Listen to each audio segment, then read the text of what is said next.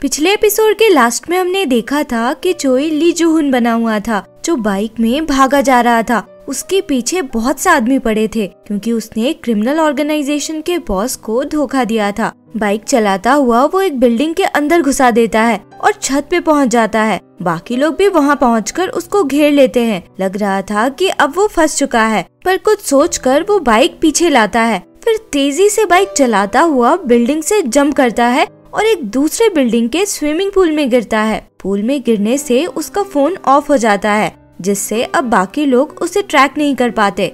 वहाँ से निकलता हुआ चोई मन में सोचता है कि अगर ऐसा ही लग रहा तो इस बार मैं नहीं मरूंगा। वहाँ से सीधे वो उस लड़की के पास पहुँचता है जिसके साथ जूहुन भागा था। वो लड़की दौड़ के आके उसे हग कर लेती है। चोई मन में सोचता है कि जरूर वो इससे बहुत प्यार करता होगा। वो लड़की कहती है कि मुझे बहुत डर लग रहा था ये सोचकर कि अगर तुम वापस नहीं आए तो मैं क्या करूँगी। वो फिर पैसों के बारे में पूछती है तो चोई किनारे जाकर एक बोट की तरफ इशारा करके बोलता है कि पैसे उस बोट पे हैं। अभी उसने अपनी बात कंप्लीट ही की थी कि वो लड़की सीधे उसके सर पे 2 गोली मारती है और जूहुन वहीं मर जाता है। चोई फिर से इस बार हेल्स गेट के बाहर उठता है और फ्रस्ट्रेशन में चिल्लाने लग जाता है। उसकी सिचुएशन पे डेथ को हंसी आ जाती है और वो जोर जोर से हंसने लगती है। चोई डेथ से पूछता है कि उस लड़की ने आखिर मुझे क्यों मारा। क्या जूहुन ने पास्ट में उसके किसी फैमिली मेंबर को मारा था? उसने क्या ऐसा बदला लेने के लिए किया? डेथ कहती है कि जैसे तुमने खुद को मारा था पैसों के लिए, वैसे ही उस लड़की ने भी तुम्हें पैसों के लिए ही मारा। चोई पूछता है कि जूहुन भी उस लड़की के हाथों ही मरा था क्या? तो डेथ हाँ कहती है और पूछती है कि जब तुम्हें जूहुन की किस्मत का पता था तो भी तुम्हें उस पर शक नहीं हुआ? फिर खुद ही कहती है कि तुम्हारे जैसे बेवकूफ के साथ तो ऐसा ही होना था। चोई मन में सोचता है कि तुम्हें लगता है मैं बेवकूफ हूँ, तुम सोच भी नहीं सकती जो मैंने प्लान्स बना रखे हैं। असल में जूहुन ने पैसे उस बोट में नहीं छुपाए थे। बोट से तो वो उस लोकेशन तक जाने वाला था और अब बस चोई ही था जिसे पता था कि पैसे कहाँ रखे हैं। चोई डेथ की तरफ देखकर सोचता है कि मैं उन 10 बिलियन को ढूंढकर तुम्हारे बनाई जेल से बाहर निकलूंगा। डेथ एक बार फिर से चोई की तरफ गन पॉइंट करके उसे शूट करती है।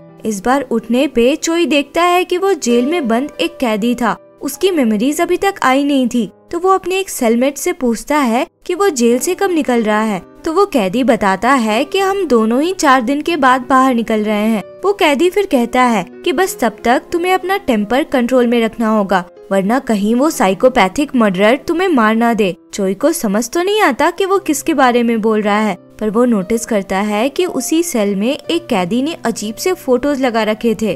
तभी एक गार्ड उसी साइकोपैथिक कैदी को लेकर अंदर आता है और चोई देखता है कि वो कैदी और कोई नहीं बल्कि जिनसांग था। वही जिनसांग जिसने उसकी जान ली थी जब वो ह्युक्सू की बॉडी में था। उसको देखकर चोई से रहा नहीं जाता। वो जिनसांग को मारने लग जाता है। उसे पता नहीं था कि यहाँ चल क्या रहा है, पर वो जिनसांग को सबक सिखाना चाहता था।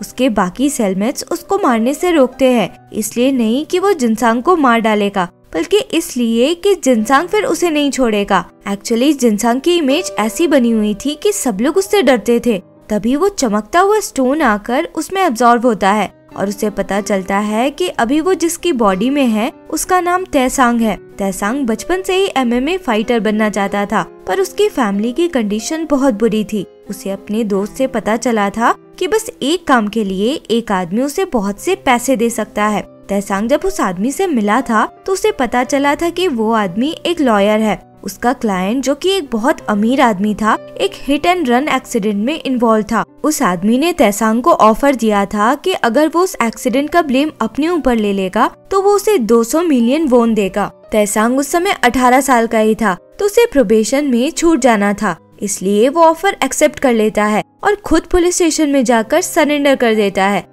पर जिस लड़की का एक्सीडेंट हुआ था उसकी डेथ हो जाती है, जिस वजह से तैसांग को 2 साल की जेल हो गई थी। जेल जाने के बाद वो लॉयर तैसांग से मिलने आया था। तैसांग ने उससे कहा था कि 200 मिलियन ब्लेम लेने का था। अब जब उसे 2 साल जेल में रहना होगा तो वो 1 बिलियन से कम नहीं लेगा। वो इसके लिए रेडी नहीं हो रहा था। तो तैसांग ने कहा था कि अगर वो उसे इतना पैसा नहीं देगा तो वो जेल से छूटते ही एक लॉयर हायर करके सीधे पुलिस स्टेशन जाएगा। चोई को अब तैसांग की सारी मेमोरीज मिल चुकी थी। वो जिनसांग की तरफ देखकर याद करता है कि आने के बाद से वो ऐसा बिहेव करने लगा था जैसे वो कोई साइकोपाथ हो, जिससे सब उससे डरने लगे थे। चोई को अपनी तरफ देखता देख जिनसांग साइकोपैथिक वे में पूछता है कि तुम मरना चाहते हो क्या? तो चोई हंसने लग जाता है, फिर कहता है कि मुझे पता नहीं था तुम इतने अच्छे एक्टर हो।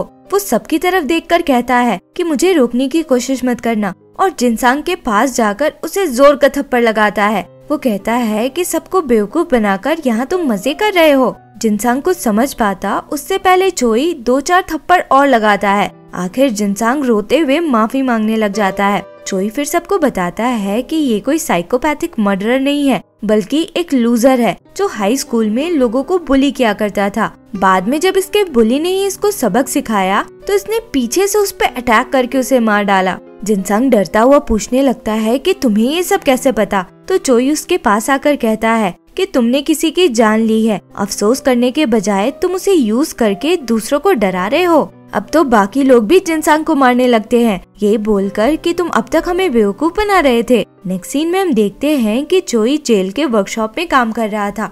अचानक से एक कैदी चोई पे अटैक करता है। चोई समय रहते साइड हट जाता है और वो कैदी खुद घायल हो जाता है।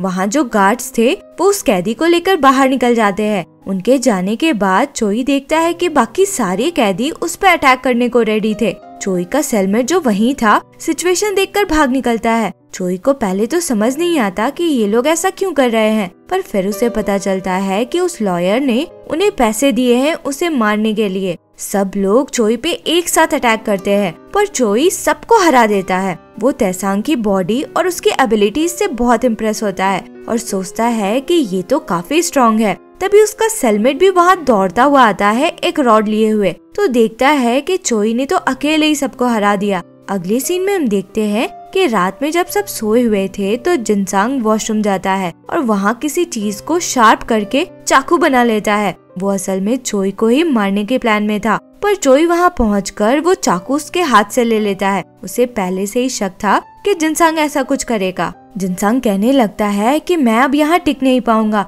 तुम्हारी वजह से सब अब मुझे कमजोर समझने लगे हैं, तो कोई भी मुझे मार देगा। इस पे चोई उसको एक थप्पड़ मारता है और कहता है कि इसका क्या मतलब, तुम मुझे मारने का प्लान करोगे। एक बार को तो चोई के मन में आता है कि वो ही जिनसांग को मार दे, पर फिर वो सोचता है कि नहीं, मुझे यहाँ से निकलकर वो 10 मिलियन ढूंढने हैं। पर वो जिनसांग को सबक भी सिखाना चाहता था, तो वो ह्युक्सो और जिनसांग के पास्ट से रिलेटेड बातें करता है और उसे कन्विंस कर लेता है कि ये सारी बातें उसे ह्युक्सो से पता चली है, क्योंकि वो मरे हुए लोगों को देख सकता है। और इतना ही नहीं, वो कहता है कि ह्युक्सो उसके पीछे ही खड़ा है और जब तक वो जिंदा है ह्युक्सो उसे डराता ही रहेगा। जिनसांग की तो डर से हालत खराब हो जाती है, वो पागलों जैसे हरकत करने लगता है। चोई मन में सोचता है कि इसे तो मैं जान से मारना चाहता था, पर ऐसे टॉर्चर होते हुए रहना उसके लिए ज्यादा पेनफुल रहेगा। नेक्स्ट सीन में हम देखते हैं कि चोई और उसका एक सेलमेट अपनी सजा काटकर जेल से अब बाहर निकलते हैं। वहाँ वो लॉयर भी था जिसने तैसांग को जेल भेजा था। वो उसे बुलाकर बचे हुए पैसे देने की कोशिश करता है, तो चोई मना कर देता है क्योंकि पैसों के चक्कर में उसकी कई बार जान जा चुकी थी। वो कहता है कि जो कुछ भी हुआ वो पास्ट में था, अब वो सारी बात भुलाकर एक ऑनेस्ट लाइफ जीना चाहता है। वहाँ से चोई उस जगह पे जाता है जहाँ उसकी यानी जूहुन की जान गई थी। एक बोट लेकर उस लोकेशन पे पहुँचता है जहाँ जूहुन ने पैसे छुपाए थे और उसे वो पैसे मिल भी जाते हैं। चोई की तो खुशी का ठिकाना नहीं रहता। फिर उसके फोन में तैसांग की मॉम का कॉल आता है।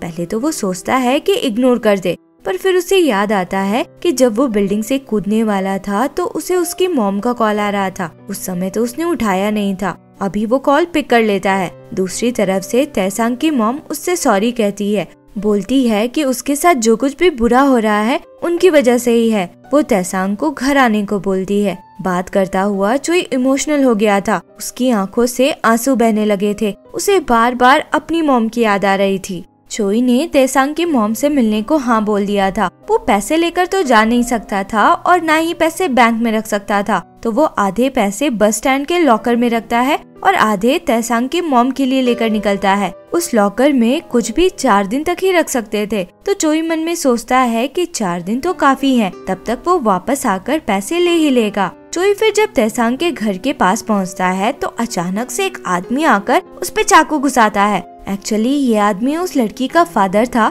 जिसकी उस एक्सीडेंट में डेथ हुई थी। उसे तो यही पता था कि एक्सीडेंट चोई ने किया, तो वो उसे मारकर अपनी बेटी का बदला लेना चाहता था, क्योंकि उसके हिसाब से बस 2 साल की सजा कुछ भी नहीं थी। वो फिर से चोई को मारने वाला था, पर चोई किसी तरह सॉरी बोलता है और कहता है कि एक्सीडेंट करने वाला वो नहीं बल्कि कोई और था। वो आदमी थोड़ा कंफ्यूज हो जाता है। वहाँ किसी के आने की भी आवाज होती है, तो वो आदमी वहाँ से भाग निकलता है। उसके जाने के बाद चोई का सेलमेट वहाँ आता है, जो उसके साथ ही बाहर निकला था। वो तैसांग की ऐसी हालत देखकर पूछने लगता है कि क्या हुआ, तो तैसांग यानी चोई कहता है कि वो अभी ठीक है। इस पे वो सेलमेट अजीब तरह से कहता है कि मैं तो डर गया था ये सोचकर कि मुझसे पहले कोई और तुम तक पहुंच गया है। ये बोलकर वो एक चाकू निकाल लेता है। चोई घबरा जाता है, पूछने लगता है कि तुम ऐसा क्यों कर रहे हो, हमारी तो कोई दुश्मनी नहीं है। तो वो आदमी कहता है कि उससे कहा गया था कि उसे मारने पे उसे पैसे मिलेंगे। अब चोई को समझ आता है कि उस दिन जेल में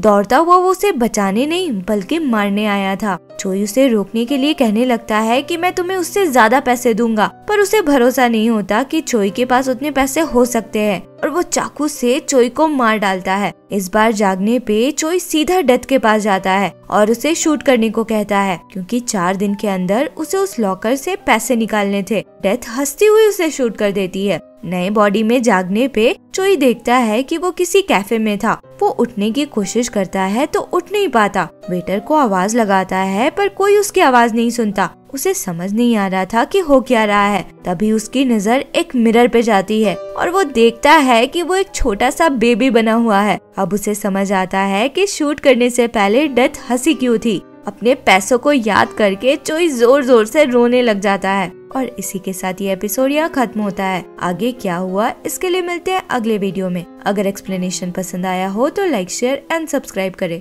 थैंक यू फॉर वॉचिंग।